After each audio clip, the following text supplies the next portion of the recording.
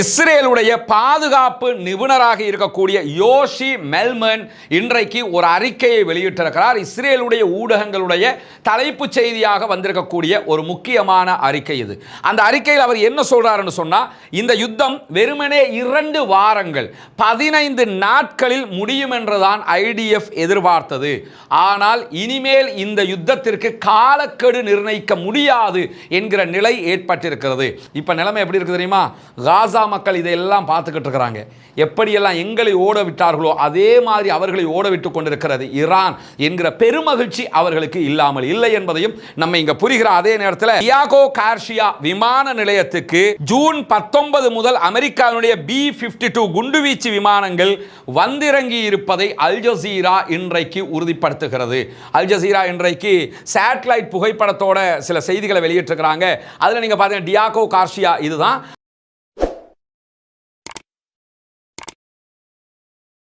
அன்பிற்கினிய சகோதர சகோதரிகளே, நம் அனைவர் மீதும் ஏக இறைவனுடைய அமைதியும் கருணையும் உண்டாகட்டுமாக என்கிற உயரிய பிரார்த்தனைகளோடு பாலஸ்தீனத்தினுடைய காசா மீதான இஸ்ரேலிய ஆக்கிரமிப்பு இராணுவத்தினுடைய தாக்குதல்கள் ஆரம்பிக்கப்பட்டு இன்றோடு 624வது நாளை நாம் கடந்து கொண்டிருக்கக்கூடிய இந்த நேரத்தில் பாலஸ்தீனத்தின் மீதான தாக்குதல்கள் தற்போது யமன் வரை நீண்டு அதே நேரத்தில் ஹெஸ்புல்லாக்களுடனான சண்டைகளாக மாறி இப்பொழுது உச்சகட்டமாக ஈரானுடனான சண்டையாக மாற்றம் பெற்றிருக்கிறது. ஈரானுக்கும் இஸ்ரேலுக்குமான சண்டைகள் நடைபெற்று வரக்கூடிய அதே நேரத்தில் காசாவுக்குள்ளும் இஸ்ரேலிய ஆக்கிரமிப்பு இராணுவத்தினுடைய தாக்குதல்கள் தொடர்கிறது. அதற்கு பதிலடியாக பாலஸ்தீன இராணுவத்தினுடைய பதிலடி தாக்குதல்களும் தொடர்ந்து நடைபெற்று வருவதை நாம் அவதானிக்க முடிகிறது. குறிப்பாக இன்றைக்கு கடந்த 24 மணி நேரங்களுக்குள்ளாக இஸ்ரேலிய ஆக்கிரமிப்பு இராணுவம் நடத்தியிருக்கக்கூடிய தாக்குதல்களில் 26 அப்பாவிகள் காசாவுக்குள் கொல்லப்பட்டிருக்கிறார்கள், ஷஹீதாகி இருக்கிறார்கள். அல்லாஹ் தஆலா அவர்களுடைய தியாகத்தை ஏற்றுக்கொள்ள வேண்டும், அவர்களுடைய ஷஹீதுடைய அந்தஸ்தை கொடுக்க வேண்டும். இணை வைக்காத பட்சத்தில் அவர்கள் அதற்கு தகுதியானவர்களாக மாறுவார்கள் என்கிற நம்பிக்கையோடு அல்லாஹ்விடத்தில் அவர்களுக்காக அதிகம் பிரார்த்திக்கிற அதே நேரத்தில் இன்றைக்கு நடத்தப்பட்டிருக்கக்கூடிய தாக்குதல்களில் 47க்கு மேற்பட்டவர்கள் படுகாயம் அடைந்திருக்கிறார்கள் என்கிற செய்திகளும் வெளியாகி இருக்கிறது. இதற்கிடையில் தற்போதைய நிலையில் நமக்கெல்லாம் தெரியும், இந்த வார் ஈரான் இஸ்ரேல் வாராக மாற்றம் பெற்றிருக்கக்கூடிய நேரத்திலும் காசாவுக்குள்ள தாக்குதல்களை நடத்துவதை இஸ்ரேல் நிறுத்தாமல் தொடர்கிறது. எனவேதான் அங்கிருக்கக்கூடிய பாலஸ்தீன விடுதலை இராணுவமும் தற்போது உச்சகட்டமான தாக்குதல்களை மீண்டும் தொடங்கி இருக்கிறார்கள். இன்றைக்கு ஸ்னைப்பர் அட்டாக் மூலமாக 3 இஸ்ரேலிய ஆக்கிரமிப்பு இராணுவத்தைச் சேர்ந்தவர்களை கொன்றிருப்பதாக பாலஸ்தீன விடுதலை இராணுவம் வெளியிட்டிருக்கக்கூடிய செய்திகள் வெளியாகி இருக்கக்கூடிய அதே நேரத்தில் இஸ்ரேலுடைய 3 இராணுவ வெஹிக்கிள்களை தாக்கி இருப்பதான செய்திகளையும் பாலஸ்தீன விடுதலை இராணுவம் வெளியிட்டிருக்கிறது. அந்த தாக்குதல்களிலும் 4 பேர் கொல்லப்பட்டிருப்பதாகவும் மற்றவர்கள் படுகாயம் அடைந்திருப்பதாகவும் அவர்களுடைய ஹெலிகாப்டர் மூலமாக காயப்பட்டவர்களும் மரணித்தவர்களுடைய சடலங்களும் கொண்டு செல்லப்பட்டதாகவும் பாலஸ்தீன விடுதலை இராணுவம் இன்றைக்கு தன்னுடைய அறிக்கையில் தெரிவித்திருக்கிறது. மொத்தம் 7 பேர் இன்றைக்கு பாலஸ்தீனத்திற்குள் கொல்லப்பட்டிருக்கிறார்கள் இஸ்ரேலிய இராணுவத்தைச் சேர்ந்தவர்கள். எனவே இஸ்ரேலிய இராணுவம் தற்போது காசாவுக்குள்ளும் அடிவாங்கி கொண்டிருக்கிற அதே நேரம் மிக கடுமையான தாக்குதல்களை எதிர்கொண்டு வருகிறது ஈரான் மூலமாக என்கிற செய்திகளை நம்ம பார்த்து வர்றோம். இன்றைக்கு இதுவரை வெளியாகி இருக்கக்கூடிய தகவல்கள் பிரகாரம் பல செய்திகள் இன்றைக்கு வெளியாகி இருக்கிறது. குறிப்பாக இஸ்ரேலுடைய பாதுகாப்பு நிபுணராக இருக்கக்கூடிய யோஷி மெல்மன் இன்றைக்கு ஒரு அறிக்கையை வெளியிட்டிருக்கிறார். இஸ்ரேலுடைய ஊடகங்களுடைய தலைப்புச் செய்தியாக வந்திருக்கக்கூடிய ஒரு முக்கியமான அறிக்கை இது. அந்த அறிக்கையில் அவர் என்ன சொல்றாருன்னு சொன்னா, இந்த யுத்தம் வெறுமனே 2 வாரங்கள் 15 நாட்களில் முடியும் என்றுதான் IDF எதிர்பார்த்தது. ஆனால் இனிமேல் இந்த யுத்தத்திற்கு காலக்கெடு நிர்ணயிக்க முடியாது என்கிற நிலை ஏற்பட்டிருக்கிறது. IDF-இனுடைய கணிப்பு தவறாகி இருக்கிறது. இதனை நான் ஆரம்பத்திலேயே மீண்டும் சொன்னேன். நீங்கள் ஈரானை தாக்கக்கூடாது, இந்த யுத்தம் தொடர்ந்து இழுபடக்கூடிய ஒரு யுத்தமாக மாறிவிடும், நீங்கள் நினைக்கிற அளவு பலவீனமான நிலையில் ஈரான் இல்லை என்று திரும்ப நான் சொன்னேன். ஆனால் யாருமே காதுல வாங்கல என்று சொல்லி இன்னைக்கு இஸ்ரேலுடைய பாதுகாப்பு நிபுணர் யோஷி மெல்மன் விரித்திருக்கக்கூடிய அறிக்கை வெளியாகி இருக்கிற அதே நேரத்தில் 2 வாரத்தில் முடியும் நினைச்சீங்க, 9வது நாளாகவும் சிம்ம சொப்பனமான பதிலடிகளை ஈரான் தந்து கொண்டிருக்கிறது. எனவே நாம் பிழை செய்து விட்டோம் என்பதை நாம் புரிந்து கொள்ள வேண்டும். இனிமேல் நமக்கு காலக்கெடு நிர்ணயிக்க முடியாது. 6 நாட்களுக்கு முன்பதாகவும் நான் இதே எச்சரிக்கையை தான் சொன்னேன். எனவே எச்சரிக்கை சொல்லக்கூடியவர்களுடைய கருத்துக்களையும் கவனத்தில் கேளுங்கள் என்கிறார் யோஷி மெல்மேன். எனவே இன்றைக்கு இஸ்ரேலுக்குள்ள ஏற்பட்டிருக்கக்கூடிய நிலை எப்படி இருக்குன்னு கேட்டா, தேவையில்லாம ஈரானோட முட்டி கொண்டீங்க, எனவே இப்ப வாங்கி கட்டிக்கிட்டு இருக்கிறோம் என்பதை அத்தனை பேரும் உணர்கிறார். அதே நேரம் ஆயிரக்கணக்கானவர்கள் கடல் வழியாக, குறிப்பாக அஸ்டோத், அஷ்கலான் ஆகிய பகுதிகளில் இருந்து கடல் மார்க்கமாக சுமார் $5000 மேலே பணம் செலுத்தி தப்பித்து கொண்டிருக்கிறார்கள் இஸ்ரேலியர்கள் என்கிற செய்திகள் இன்றைக்கும் மகிழ்ச்சியாக வெளியாகி இருக்கிறது. உண்மையிலேயே அவர்கள் அகதியாக்கப்படுவதில் இங்கு யாருக்கும் கவலை கிடையாது. ஏன் கவலை கிடையாதுன்னா, அது அவங்களுடைய நாடு கிடையாது. உண்மையிலேயே பாலஸ்தீனம் என்கிற பெருபூமியை ஆக்கிரமித்து உண்டாக்கப்பட்ட நாடு இஸ்ரேல். உலகத்தில் பல நாடுகளும் தாங்கள் சுதந்திரம் பெற்ற நாடுகளாக செயல்பட்டு கொண்டிருக்கும் போது பாலஸ்தீனம் என்கிற நாட்டை ஆக்கிரமித்து இஸ்ரேல் என்கிற ஒரு நாட்டை உருவாக்கி அந்த நாடு சுதந்திர தேசமாக அவர்கள் வைத்துக் கொண்டு எந்த நாட்டுக்குள் இன்னொரு நாட்டை ஆக்கிரமித்து உருவாக்கினார்களோ அந்த நாட்டை இன்றைக்கும் அடிமையாக வைத்துக் கொண்டிருக்கிறார்கள். எனவே பாலஸ்தீனம் பாலஸ்தீன மக்களுக்கு சொந்தமானது. பாலஸ்தீனத்தை அபகரித்து குடியேறிய இஸ்ரேலியர்கள் தற்போது வெளிநாடுகளுக்கு தப்பி ஓடுகிறார்கள் என்பதுதான் யதார்த்த பூர்வமானது. இதுவரைக்கும் கிட்டத்தட்ட 200க்கும் மேற்பட்ட குடும்பங்கள் இஸ்ரேலை விட்டு வெளியேறி இருப்பதாக சொல்லப்படுகிறது. இந்த 200க்கும் மேற்பட்ட குடும்பங்களில் 4000க்கு மேற்பட்டவர்கள் இருக்கலாம் என்று இஸ்ரேலுடைய ஊடகங்கள் தகவல் சொல்கிறது. எனவே இவ்வளவு அதிகமானவர்கள் தற்போது இஸ்ரேலை விட்டு வெளியேறி கொண்டிருக்கிறார்கள். நடப்பதெல்லாம் நல்லதாகவே நடந்து கொண்டிருக்கிறது என்பதை நம்ம புரிய வேண்டியிருக்கிறது. காசா மக்கள் வடக்கு காசாவிலிருந்து தெற்கு, தெற்கு காசாவிலிருந்து நார்த்து காசா, நார்த்து காசாவிலிருந்து கான் யூனிஸ், இப்படி ஒவ்வொரு நாளும் அலைக்கழிக்கப்பட்டார்கள், அகதிகளாக வெளியேற்றப்பட்டார்கள். இப்பொழுது குண்டு விழுமோ, இன்னும் கொஞ்ச நேரத்தில் குண்டு விழுமோ என்று பயந்து பயந்து இருந்தார்கள். இப்போ நிலைமை எப்படி இருக்குது தெரியுமா? காசா மக்கள் இதையெல்லாம் பார்த்துக்கிட்டு இருக்கிறாங்க. எப்படியெல்லாம் எங்களை ஓட விட்டார்களோ அதே மாதிரி அவர்களை ஓட விட்டு கொண்டிருக்கிறது ஈரான் என்கிற பெருமகிழ்ச்சி அவர்களுக்கு இல்லாமல் இல்லை என்பதையும் நம்ம இங்கே புரிகிற. அதே நேரத்தில் நாங்கள் மிகவும் சிக்கலான ஒரு யுத்தத்தில் மாட்டிக்கொண்டிருக்கிறோம் என்கிறது ஐடிஎஃப் ஊடக பேச்சாளர் இன்றைக்கு விடுத்திருக்கக்கூடிய அறிக்கையை பல ஊடகங்களும் வெளியிட்டிருக்கிறாங்க. அதில் ஐடிஎஃப் ஊடக பேச்சாளர் சொல்லக்கூடிய செய்தி என்னன்னா, ஐஆர்ஜிசியினுடைய குதுஸ் படையினுடைய ஆயுத பரிமாற்ற பிரிவின் தளபதியை நாங்கள் கொண்டிருக்கிறோம். ஒரு லிஸ்ட்டை சொல்றாங்க. அந்த ஆரம்பத்தில் கொல்லப்பட்ட 5 பேர் தவிர்த்துட்டு லிஸ்ட்டை சொல்றாங்க. இரண்டாவதாக ஈரானுடைய ஐஆர்ஜிசியினுடைய காவல் படை போலீஸ் பிரிவினுடைய ட்ரோன் அமைப்பின் தளபதிகள் ஒருவரை நாங்கள் கொண்டிருக்கிறோம். அதே மாதிரி இஸ்பானில் இருக்கக்கூடிய அணுசக்தி நிலையங்கள் மீதான எங்களுடைய தாக்குதல்களை நாங்கள் தீவிரப்படுத்தி இருக்கிறோம். இப்படியெல்லாம் நாங்கள் வெற்றிகள்னு சொல்லி சொல்றாங்க. இதெல்லாம் அவங்க கண்ட வெற்றிகள்னு அதை பலமுறை சொல்லிட்டாங்க. இஸ்பஹானுக்கு நீ 5000 முறை அடித்தாலும் எங்களுக்கு பிரச்சனை கிடையாது, அங்கே ஒன்றுமே கிடையாது, எல்லாத்தையும் சேஃப்டி பண்ணிட்டோம் என்று சொல்லியிருக்கக்கூடிய நேரத்தில் இந்த வெற்றிகளை எல்லாம் நாங்கள் சுவீகரித்திருக்கிறோம். இஸ்ரேலுடைய வரலாற்றில் ஆனால் இப்படி ஒரு சிக்கலான யுத்தத்தை நாங்கள் சந்தித்ததில்லை.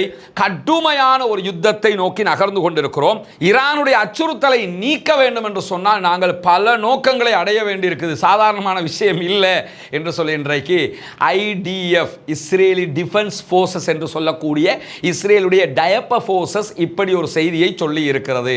இதை படித்து சொன்னாங்க, தேவைக்கில்லாத வேலைன்னு கேட்காம இன்றைக்கு போய் முட்டி மோதிட்டு சின்ன யுத்தம் இல்லை பெரிய யுத்தம் அப்படிங்கிறாங்க. ஆள் பார்க்கறதுக்கு தாண்டா அசால்ட்டாக இருந்தாங்க, இப்போ வச்சு செஞ்சுக்கிட்டு இருக்கிறாங்கிறத நம்ம பார்க்க முடிகிற. அதே நேரத்தில் ஈரானை தாக்குவதற்கு எதிராக ட்ரம்புக்கு நெருக்கமானவர்கள் அவருக்கு பல எச்சரிக்கைகளை விடுத்திருப்பதான செய்திகள் இன்றைக்கு வெளியாகி இருக்கிறது. குறிப்பாக ABC நியூஸ் ஏஜென்சி இந்த செய்திகளை வெளியிட்டிருக்கிறது. இன்றைக்கு வெளியாகி இருக்கக்கூடிய தகவல் பிரகாரம் ட்ரம்ப் ஈரானை தாக்குவதற்கு இராணுவ விருப்பம் ஒன்றை நாடுவதற்கு இருந்தார், இராணுவ ரீதியிலான ஒரு தாக்குதலை நடத்துவதற்கு இருந்தார். அப்படி தாக்குதலை இராணுவ ரீதியாக ஆரம்பித்தால் அசாதாரண பலத்தோடு நாம் களமிறங்க வேண்டி வரும். ஈராக்கில் இறங்கின மாதிரி இறங்க முடியாது, ஆப்கானிஸ்தானில் இறங்கின மாதிரி இறங்க முடியாது, வியட்நாமில் இறங்கின மாதிரி இறங்க முடியாது, அல்லது மற்ற ஊர்களில் எப்போ இறங்குவோம்ல இந்த மாதிரியெல்லாம் இறங்க முடியாது.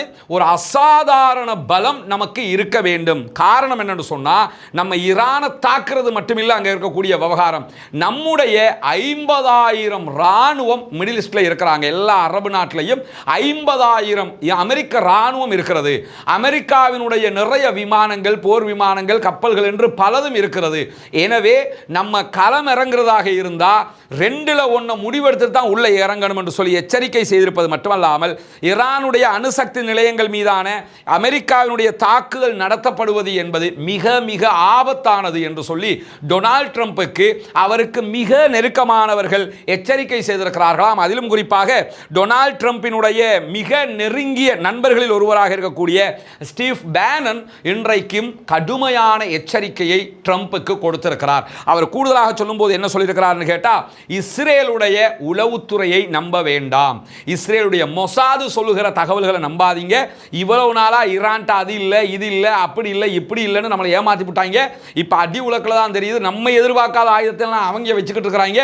எனவே இனியும் மொசாத நம்பாதீங்க என்று சொல்லி டொனால்ட் ட்ரம்பினுடைய நெருங்கிய நம்பிக்கையான நண்பராக இருக்கக்கூடிய ஸ்டீவ் பேனன் இன்றைக்கு அவருக்கு அட்வைஸ் பண்ணியிருப்பதான செய்திகளை ஏபிசி நெட்வொர்க் வெளியிட்டிருக்கிறது. மட்டுமல்லாம பங்கர் பஸ்டர் குண்டுகளை திட்டமிட்டபடி நீங்கள் போடும்போது அவை செயல்படாமல் போனாலும் மிகப்பெரிய ஆபத்து, செயல்பட்டாலும் மிகப்பெரிய ஆபத்து. செயல்பட்டு அது குண்டு போய் வெடிச்சா கூட ஈரானுக்கு எதுவும் நடக்க போறது. ஈரானுடைய யுரேனியத்தை நீங்க அழிக்க முடியாது. ஏன்னா அது 80 மீட்டருக்கு கீழே இருக்குது, நீங்க 60 வரை தான் போக முடியும். எனவே முடியாத ஒன்றை பேருக்கு போய் ஏன் செய்யணும் என்று சொல்லி நாங்கள் அமெரிக்க அதிபருக்கு அவருக்கு நெருக்கமான மிக நெருங்கிய நண்பர் ஸ்டீவ் பேனன் இன்றைக்கு எச்சரிக்கை செய்திருப்பதான செய்திகள் வெளியாகி இருக்கக்கூடிய நேரத்தில் தான் அமெரிக்கா என்ன செய்கிறது, அமெரிக்க அதிபர் என்ன செய்கிறார் என்பது ஒரு குழப்பமான நிலையாகவே இருக்கு. அமெரிக்க அதிபரை பொறுத்தவரை நான் 2 வீக் டைம் எடுக்கிறேங்கிறாரு. இந்த 2 வீக் எதுக்காக என்கிற கேள்வியும் இருக்கிறது. ஏன்னா நடவடிக்கைகளை பார்க்கும்போது மத்திய கிழக்கில் மிடில் ஈஸ்ட் கண்ட்ரிகளில் இருக்கக்கூடிய அமெரிக்காவினுடைய விமானங்கள், பேசஞ்சர் ஃப்ளைட்டுகள், அதே போன்ற கப்பல்கள், இராணுவ கப்பல்கள் எல்லாமே வேறு வேறு திசைக்கு நகர்த்தப்படுகிறது.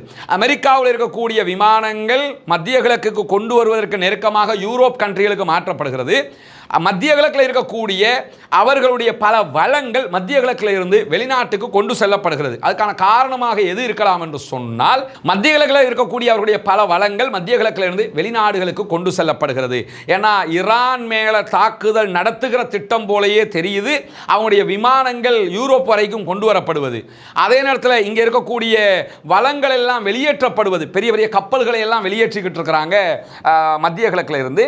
அந்த கப்பல்கள் வெளியேற்றப்படுவது எதை நமக்கு உணர்த்துதுன்னு சொன்னா, அவர்களுடைய கப்பல்களை பாதுகாப்பதற்கான ஏற்பாடுகளை செய்வதாக தெரிகிறது. சில பேர் கேட்டாங்க, அமெரிக்கா அவங்களுடைய ராணுவ கப்பல்களை எல்லாம் வெளியேற்றல, ராணுவம் சாராத பேசஞ்சர் ஃபிளைட் வச்சிருப்பாங்க, ராணுவத்துக்கு சம்பந்தம் இல்லாத அதிகாரிகள் பயன்படுத்தக்கூடிய விமானங்கள் வச்சிருப்பாங்க.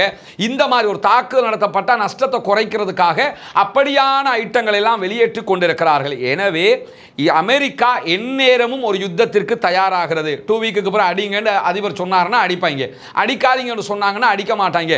இப்படியான ஒரு நிலைக்கு அவர்கள் தள்ளப்பட்டிருக்கிறார்கள் என்கிற நிலையில தான் டியாகோ கார்ஷியா விமான நிலையத்துக்கு ஜூன் 19 முதல் அமெரிக்காவினுடைய B-52 குண்டுவீச்சு விமானங்கள் வந்திறங்கி இருப்பதை அல் ஜசீரா இன்றைக்கு உறுதிப்படுத்துகிறது.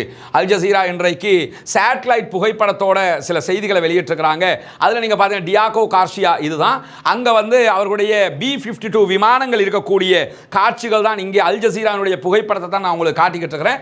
B-52 விமானங்கள் இருக்கிறது. இந்த B-52 விமானங்கள் இஸ்ரேல்கிட்ட கிடையாது, உலகத்திலே அமெரிக்காட்ட மட்டும் தான் இருக்குது.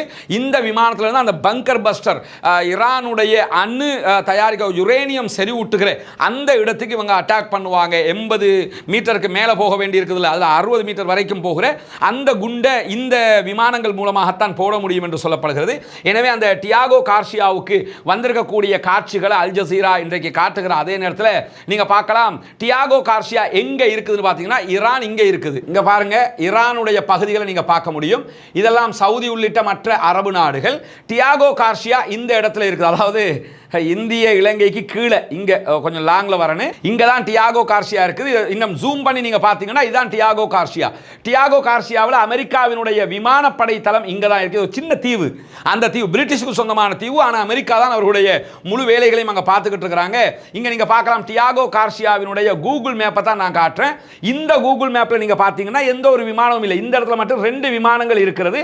இது நார்மல் ஃபிளைட்ஸ், வேற முக்கியமான ஃபிளைட்ஸ் கிடையாது. ஏற்கனவே நம்ம பார்த்த அல் ஜசீரா வெளியிட்டிருக்கக்கூடிய இந்த புகைப்படத்தை பார்த்தீங்கன்னா இங்க இருக்கக்கூடிய B-52 விமானங்கள் இருப்பதை நீங்க பார்க்கலாம். 1 2 3 4 5 6 7 8 8 B-52 விமானங்கள் இந்த தளத்தில் தற்போது வந்திருக்கக்கூடிய காட்சிகளை அல் ஜசீரா ஒளிபரப்பி இருக்கிறது.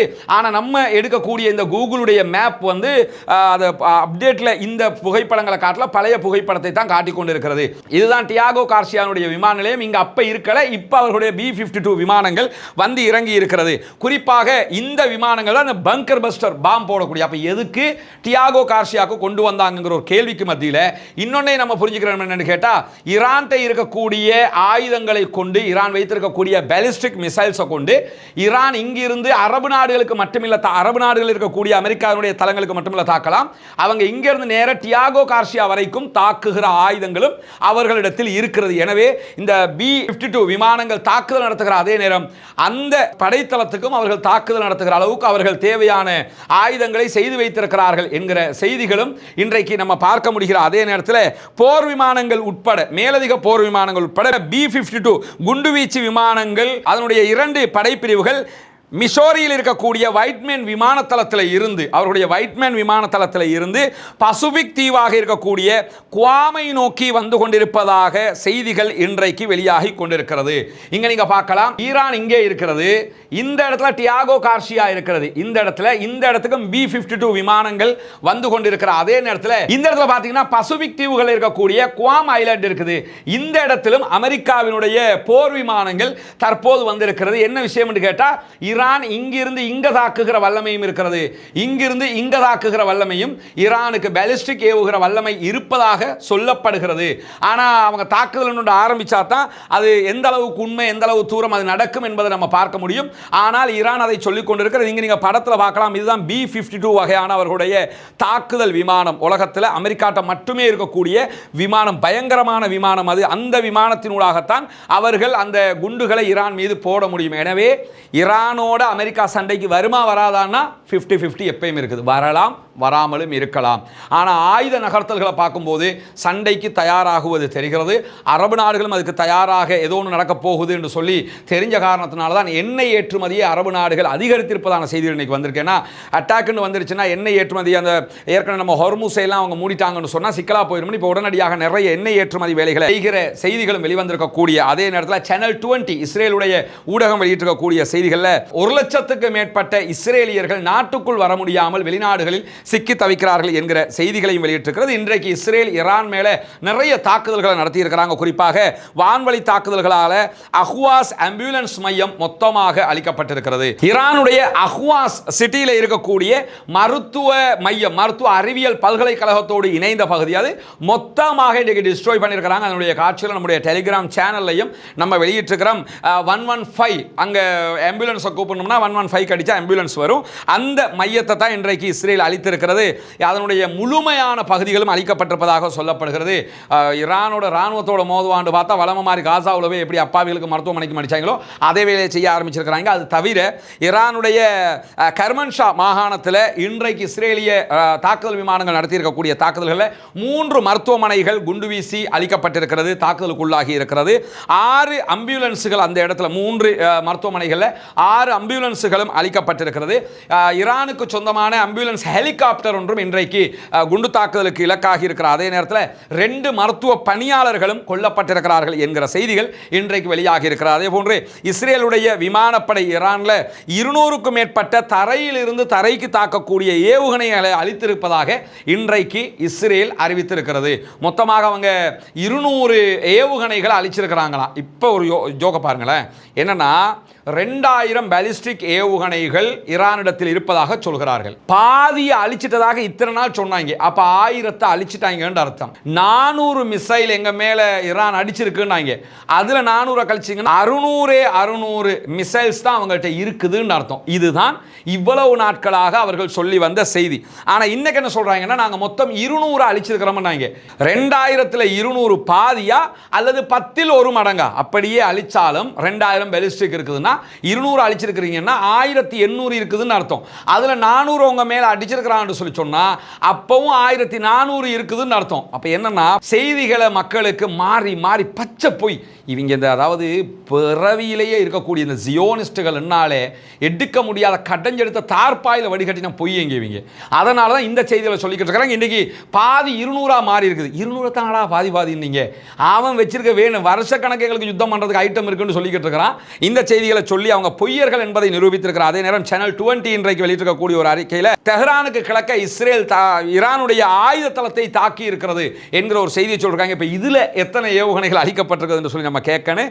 அதை தாண்டி இஸ்பஹானில் ஏவுவதற்கு தயாராக இருந்த இரட்டை ஏவுதள ட்ரோன் தளத்தின் மீது இன்றைக்கு தாக்குதல் துல்லியமாக நடத்தி இருக்கிறோம் என்று இஸ்ரேல் சொல்றாங்க. அது சம்பந்தமான எந்த காட்சிகளும் இதுவரைக்கும் வெளியாகவில்லை. அப்படி நடந்திருந்தா ஈரான் அதை வெளியிட்டுருவாங்க. அந்த வீடியோக்களை நம்மளும் டெலிகிராம் சேனல் உங்களோட பகிர்ந்து கொள்வோம்.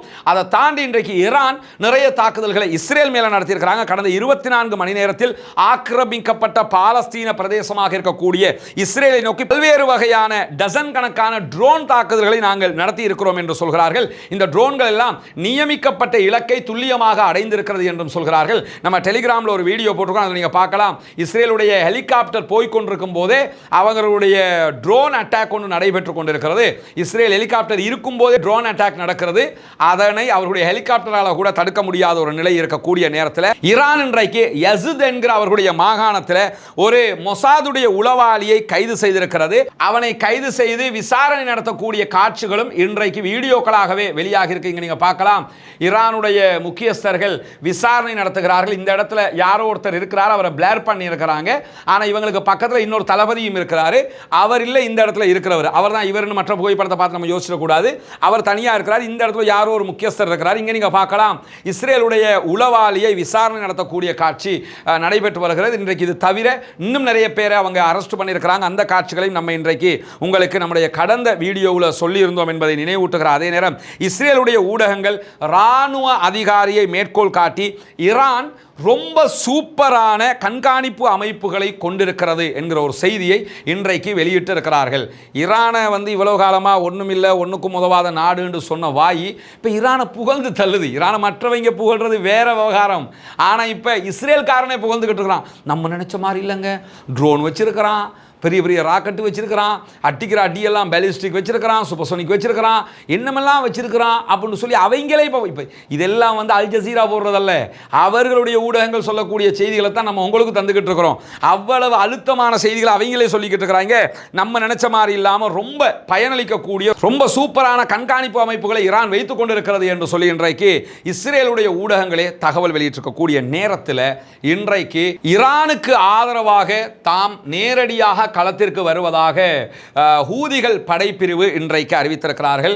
ஹூதிகளுடைய அன்சாருல்லா படைப்பிரிவினுடைய ஊடக பேச்சாளர் பிரிகேடியர் யஹியா சாரி இன்றைக்கு அறிக்கை வெளியிட்டிருக்கிறார். இவர் தான் யஹியா சாரி.